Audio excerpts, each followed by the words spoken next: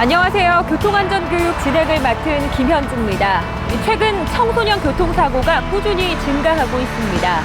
미래 대한민국을 이끌어 나갈 청소년들이 자신의 꿈을 펼쳐보지 못한 채 매년 사고로 목숨을 잃게 돼 참으로 안타까운데요.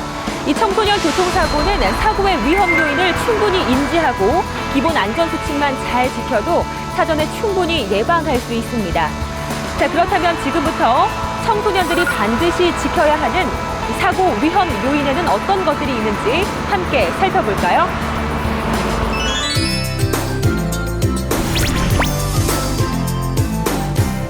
우리 청소년들의 생활에서 빼놓을 수 없는 물건이 있다면 바로 휴대폰이지 않을까 싶은데요. 문제는 길거리를 걸어가는 중에도 휴대폰에서 눈과 손을 떼지 못하는 청소년들이 많다는 것입니다. 교통안전공단의 조사에 따르면 하루 1회 이상 보행 중 휴대폰을 사용한 경험이 있는 사람의 비율이 무려 95.7%나 되었다고 하는데요. 보행자가 휴대폰을 사용하지 않을 때 소리를 듣고 인지하는 거리는 통상 14.4m지만 휴대폰으로 문자를 할 때는 7.2m, 음악 감상을 할 때는 5.5m로 각각 줄었습니다. 또한 시야도 좁아지는데요. 평소 보행 중 시야각은 120도에서 150도 사이지만 휴대폰을 사용하게 되면 10도에서 20도로 줄어들게 됩니다. 이는 마치 눈을 가리고 걷는 것과 비슷해 돌발 상황과 장애물에 대처할 수 없어 사고의 위험이 높아지게 됩니다. 그렇다면 보행 중 휴대폰 사용은 얼마나 위험할까요? 실험을 통해 알아보겠습니다. 한적한 인도를 휴대폰을 사용하며 걷고 있는 한 학생이 보입니다. 실험맨이 학생을 향해 정면으로 다가가 보았습니다. 그러나 이 학생은 여전히 휴대폰에만 열중하는 모습입니다. 결국 실험맨이 충돌 직전 아슬아슬하게 비켜가는 모습입니다. 보행 중 휴대폰 사용은 횡단보도 앞도 예외는 아닙니다. 신호를 기다리며 휴대폰에 빠져있는 한 여학생. 아직 신호가 바뀌지 않았는데 옆에 있는 사람이 한 발짝 내딛자 무의식 중에 따라서 길을 건너려 하는 모습을 볼 수 있습니다. 그 뒤 신호가 바뀌었지만 뒤늦게 출발하는 모습입니다. 또 다른 학생이 횡단보도를 휴대폰을 하며 걷습니다. 이번에는 실험맨이 반대편에서 자전거를 타고 접근해 봤는데요. 일반 보행 중이라면 위험을 감지해 주시했겠지만 이 학생은 지나친 후에야 놀란 모습입니다. 만약 신호를 무시한 자동차가 접근했다면 위험에 처했을지도 모를 상황입니다. 이번엔 실제 사고 블랙박스 영상입니다. 자동차가 오른쪽 길로 접어들자 차 사이에서 걸어 나오는 남자가 보입니다. 브레이크를 밟은 틈도 없이 순식간에 부딪히고 말았습니다. 다시 한번 보면 결국 휴대폰에 집중한 채 찻길로 내려선 것이 아찔한 사고로 이어지고 말았습니다. 통화를 하며 횡단보도를 건너는 여성이 보입니다. 갑자기 신호를 무시한 채 달려오는 자동차와 크게 충돌합니다. 정말 아찔한 사고 장면이 아닐 수 없습니다. 인적이 드문 새벽길, 한 여성이 횡단보도를 건너는 순간 멀리서 승용차가 달려옵니다. 그러나 차량은 속도를 줄이지 못하고 그대로 여성을 들이받습니다. 20살인 이 여학생은 사고 당시 이어폰을 끼고 휴대폰을 보며 길을 건너고 있었다는데요. 이 학생은 안타깝게도 사망하고 말았습니다. 앞서 보여드린 사고 영상을 보면서도 우리 친구들 나는 괜찮을 거야, 피할 수 있어 라고 생각했나요? 만약 보행 중 휴대폰 사용으로 인해 교통사고가 발생했다면 여러분 또한 가해자가 돼서 큰 책임이 따르게 됩니다. 보행자가 휴대전화로 통화를 하며 빨간불에 횡단보도를 건너다 교통사고를 당한 사건에서 법원은 운전자의 과실을 인정하지 아니하고 예외적으로 보행자에게만 그 책임을 물었는데요. 이렇듯 휴대전화의 사용의 급증으로 인하여 보행자의 책임이 가중되고 있는 지금 가급적 보행 중에 휴대전화를 사용하지 말아야 할 것입니다. 아직도 길을 걸을 때 습관적으로 음악을 듣거나 휴대폰만 쳐다보게 되나요? 하지만 순간의 즐거움이 자칫 큰 사고로 이어질 수 있습니다. 보행 중에는 잠시 휴대폰을 멈추는 습관, 우리 모두의 안전을 위해 꼭 필요합니다.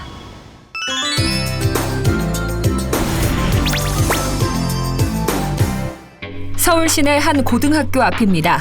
신호가 바뀌고 차들이 멈춰서자 당연하다는 듯 도로를 건너가는 아이들이 보입니다. 횡단보도가 있지만 아랑곳하지 않고 도로를 느긋하게 가로질러 갑니다. 작은 굴복길도 예외는 아닙니다. 친구와 함께 사이좋게 건너는가 하면 차가 마주오는 아슬아슬한 상황에서도 위험을 인식하지 못합니다. 특히 시야 확보가 어려워 더 주의해야 하는 비가 오는 날에도 일부 청소년들은 차에서 내려 중앙선을 가로지르는가 하면 신호가 바뀌었는데도 뛰어가거나 심지어 달리는 차 사이를 막무가내로 뛰어가는 아찔한 장면도 볼 수 있습니다. 이번엔 교통사고 블랙박스 영상입니다. 늦은 밤 횡단보도에서 신호가 바뀌고 자동차가 출발하려던 순간 한 남학생이 횡단보도를 뛰어갑니다. 무단 횡단을 하던 학생을 미처 피하지 못하고 오토바이가 크게 충돌하고 마는데요. 쉽게 일어나지 못하는 모습이 정말 걱정스럽습니다. 차들이 달리는 2차로를 아무렇지 않게 건너는 한 여학생. 차를 피해 용케 간다 싶더니 화물차와 크게 부딪히고 맙니다. 정말 아찔한 사고 장면이 아닐 수 없습니다. 어두운 저녁, 달리는 자동차를 무시하며 도로를 건너는 두 사람. 차를 보며 뛰는 순간 크게 충돌한 두 사람은 멀리 반대편 차량까지 튕겨져 날아가고 맙니다. 정말 충격적인 영상입니다. 밤에 일어난 또 다른 사고 영상입니다. 신호를 무시하고 횡단보도를 건너는 남학생이 보인다 싶더니 속도를 줄이지 못한 자동차와 크게 사고가 납니다. 높이 솟구쳤다 떨어지는 남학생. 큰 충격 탓인지 의식이 없어 보이는데요. 정말 걱정스러운 모습입니다. 앞서 보신 사고 영상들은 무단 횡단이 얼마나 끔찍한 결과를 가져올 수 있는지 잘 보여주고 있는데요. 경찰청 통계에 따르면 국내 보행자에게 무단 횡단으로 인한 사고가 전체 사고의 30%를 차지하고 있으며 무단 횡단으로 인한 사망자는 전체 교통사고 사망자의 43%에 이릅니다. 또 무단 횡단 사고 치사율은 8.2%로 정상적인 횡단 사고 4.2%보다 2배나 높아 더욱더 주의가 필요합니다. 많은 보행자들은 무단 횡단 중 차를 보는 순간 빨리 지나갈 수 있다고 생각합니다. 하지만 100m 거리를 시속 50, 80, 100km로 달리는 차가 있다고 가정할 경우 멀리서 보행자를 발견하고 브레이크를 밟는다면 시속 100km의 차는 3.6초, 시속 80km의 차는 4.5초, 시속 50km의 차는 7.2초가 걸립니다. 만약 10m 앞이라면 1초도 채 걸리지 않는 것입니다. 몇 번을 강조해도 지나치지 않는 무단 횡단의 위험성. 한 번의 선택이 되돌릴 수 없는 결과로 이어질 수 있습니다. 모두가 잘 알고 있지만 실천이 더더욱 중요한 올바른 도로 횡단 방법. 다시 한번 짚어볼까요? 첫째, 반드시 횡단보도를 이용하기. 특히 차가 달리는 도로에서의 횡단은 절대 금지해야 합니다. 둘째, 미리 차로에 내려와 있지 않기. 빨리 가기 위해 차로에 가까이 있는 것은 매우 위험한 행동입니다. 특히 차체가 큰 버스나 트럭은 우회전 시 갓길 연석까지 올라타는 경우가 있기 때문에 더욱 주의해야 합니다. 셋째, 신호가 바뀐 후 좌우 살펴 건너기. 도로에서는 간혹 빠르게 통과하려는 차량이 있어 매우 위험합니다. 보행자는 녹색 신호로 바뀐 후라도 꼭 좌우에 차량이 멈췄는지 확인한 후 건너는 것이 좋습니다. 넷째, 보행등이 깜빡거릴 때는 다음 신호 기다리기. 횡단보도 녹색등이 깜빡거릴 때는 무리하게 뛰지 말고 여유 있게 다음 신호를 기다렸다가 건너는 것이 안전합니다. 언제나 예방이 최선의 안전입니다. 안전한 도로 횡단, 마음만 먹는다면 누구나 실천할 수 있습니다.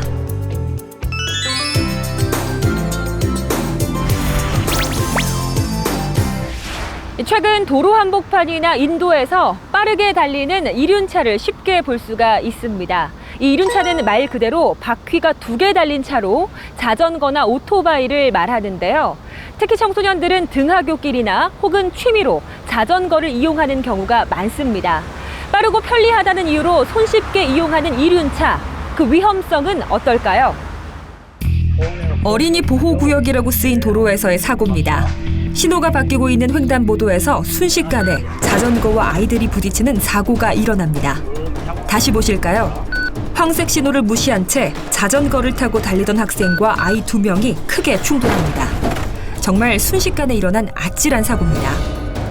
주유소를 빠져나가려는 차량이 보입니다. 서행하는 차량 앞으로 빠르게 지나가는 자전거를 탄 남학생. 크게 부딪힌 후 시야에서 사라집니다. 사고 충격이 무척 커 보여 걱정스럽습니다. 멈춰있던 승용차가 초록색 불로 바뀌자 속력을 내려 합니다. 그 순간 신호를 무시한 채 달려온 오토바이가 승용차와 크게 충돌합니다. 오토바이에 탄 고등학생, 자동차와 크게 부딪혀 날아간 후 쉽게 일어나지 못하는데요. 정말 무시무시한 사고 장면이 아닐 수 없습니다. 이륜차는 손쉽게 배울 수 있어 가볍게 생각하는 경향이 많은데요. 하지만 사고가 났을 경우 온몸으로 충격을 받아내기 때문에 더욱더 위험한 것이 이륜차입니다. 그렇다면 이륜차와 승용차가 충돌했을 시 그 충격은 어느 정도인지 실험을 통해 알아보도록 하겠습니다. 자전거에 타고 있는 어린이 인체 모형을 시속 30km와 60km로 달리는 승용차와 충돌시킨 후 상해치를 비교해 보았습니다.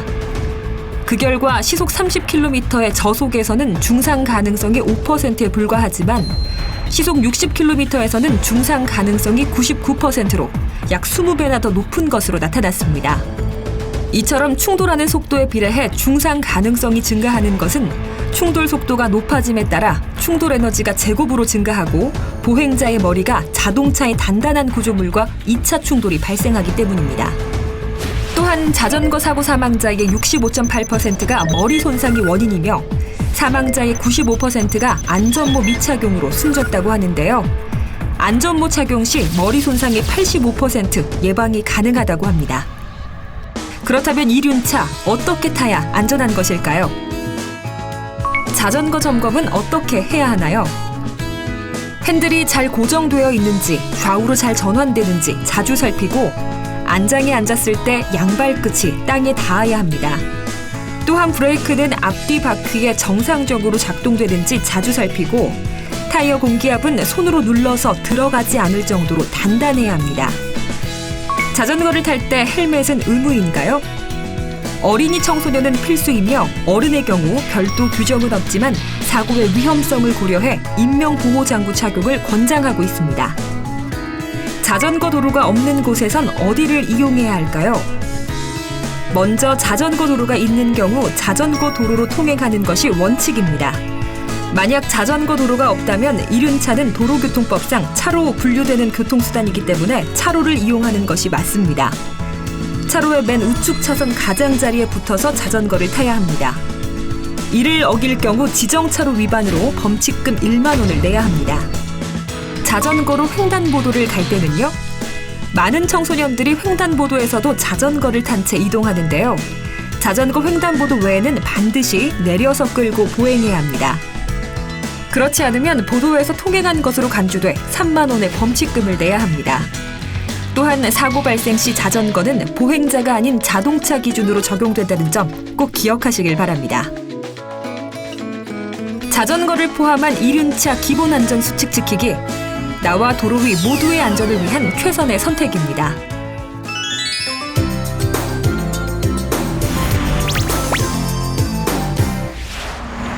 전 세계적으로 100만 명 이상의 목숨을 구한 띠가 있습니다. 가느다란 천에 불과하지만 사람의 생과 사를 가르는 그것, 바로 도로 위의 생명띠라 불리는 안전띠인데요. 단 1초의 선택, 안전띠의 착용 유무가 얼마나 다른 결과를 가져오는지 영상을 통해 알아보겠습니다. 실제 사고 영상입니다. 잘 달리던 버스가 크게 충돌한다 싶은 순간 버스 운전자는 옆 유리창을 뚫고 차창 밖으로 사라집니다. 사고 순간 버스에 앉아있던 승객들은 너나 할 것 없이 물건처럼 버스 안에 나뒹구는 모습입니다. 너무나 끔찍한 사고 영상이 아닐 수 없는데요. 안전띠의 중요성이 새삼 되새겨지는 영상입니다. 터널 안을 달리고 있는 버스가 있습니다. 갑자기 흔들리기 시작하더니 쾅 하고 오른쪽 벽면에 부딪힙니다. 그러다 다시 왼쪽 벽을 바꾸는 전복돼 버립니다. 다시 한번 보실까요? 터널 안을 달리던 버스가 빗길에 미끄러져 지그재그로 터널 벽에 부딪혀 전복됐습니다. 이 버스에는 유치원생 21명이 타고 있었는데요. 모두 기적적으로 무사했습니다. 그 이유는 안전띠를 착용했기 때문이라는데요. 정말 다행이 아닐 수 없습니다. 지난 2017년 2월 대학생들을 태운 버스가 가드레일을 들이받고 5m 언덕 아래로 굴러떨어지는 사고가 발생했습니다. 버스는 형체를 알아볼 수 없을 정도로 부서졌는데요. 이 버스에 타고 있던 44명의 학생 모두가 가벼운 부상만 입고 무사했습니다. 그 이유는 바로 전원 안전띠를 착용했기 때문입니다. 정말 천만다행이 아닐 수 없습니다. 앞선 영상만 보더라도 교통사고 시 안전띠의 중요성을 크게 알 수 있는데요. 우리나라 고속도로 안전띠 착용률을 보면 운전석 97%, 조수석은 93%, 뒷좌석은 53%로 특히 뒷좌석은 여전히 낮은 수치를 보이고 있습니다. 안전띠의 안전성에 대한 실험입니다. 승합차에 성인과 어린이 모형 6개를 태운 뒤 그중 운전자 등 3개에만 안전띠를 채웠습니다. 그리고 승합차가 시속 80km로 콘크리트 벽과 충돌한 순간 앞 유리창과 범퍼가 순식간에 박살나 심하게 부서진 모습을 볼 수 있습니다. 차 내 안전띠를 하지 않은 모형은 더욱 심각한 상황입니다. 뒷좌석에 앉아있던 모형이 앞좌석까지 날아가 거꾸로 박히는 충격적인 모습에 유리창을 뚫고 머리가 튀어나온 모습을 볼 수 있습니다. 반면 안전띠를 맨 모형은 의자에 몸이 단단하게 고정되어 있어 충돌 시 차 내부의 단단한 곳에 부딪히지 않아서 부상의 정도가 경미한 것으로 확인됐습니다. 실험 결과 안전띠를 맨 뒷자리 승객이 중상을 입을 확률은 6%. 하지만 안전띠를 하지 않은 뒷자리 승객은 95%로 16배나 높았습니다. 또한 안전띠를 안 매면 튕겨나갈 가능성이 높고 2차 충돌로 인해 사망 확률이 18배나 된다고 합니다. 자, 그렇다면 이 안전띠는 어떻게 착용해야 옳을까요? 저와 함께 알아보도록 하겠습니다. 이 안전띠는 어깨끈이 목에 닿지 않도록 어깨 중앙 부분에 오도록 착용해야 합니다. 이때 벨트와 가슴 부분에는 주먹 하나가 들어갈 정도가 좋습니다. 이번에는 안전띠가 꼬여 있진 않는지 확인하셔야 됩니다. 안전띠가 꼬인 상태에서 자동차가 충돌을 한다면 장파열 등 또 다른 부상을 일으킬 수도 있습니다. 이 안전띠를 착용할 때는 바른 자세가 필요합니다. 먼저 시트에 등과 엉덩이를 밀착합니다. 또한 안전띠는 복부가 아닌 골반뼈를 지나는 곳에 위치해야 안전합니다. 네, 지금까지 청소년들을 위협하는 다양한 사고 위험 요인을 살펴봤습니다. 보신 것처럼 사고는 시간도, 성별도, 나이도 가리질 않습니다. 이 순간의 편리함으로 교통안전수칙을 지키지 않는다면 사고와 부상이라는 위험한 친구가 따라올 수 있습니다. 다시 한번 정리해볼까요? 청소년 안전수칙 첫 번째, 보행 중 휴대폰 사용은 절대 금물입니다.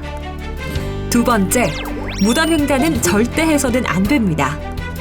세 번째, 이륜차는 기본 안전수칙을 꼭 지켜야 합니다. 네 번째, 안전띠는 꼭 착용해 주시길 바랍니다. 마지막으로 하나 더, 간단하지만 중요한 안전보행 3원칙, 서고, 보고, 걷기. 항상 기억하면서 꼭 실천하시길 바랍니다.